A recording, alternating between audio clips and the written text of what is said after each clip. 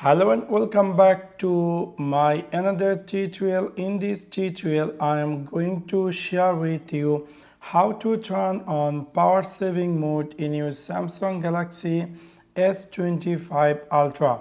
So let's take a look how to do that. You might be recently bought this Samsung Galaxy S25 Ultra and you are looking for how to turn on power saving mode. In order to do that, it's very easy and simple. You need to click in your phone settings section. After click over there, you will see screen appear just like this. You need to scroll down and then you will find there's something say battery. If you decide to turn on power saving, you can simply turn this on.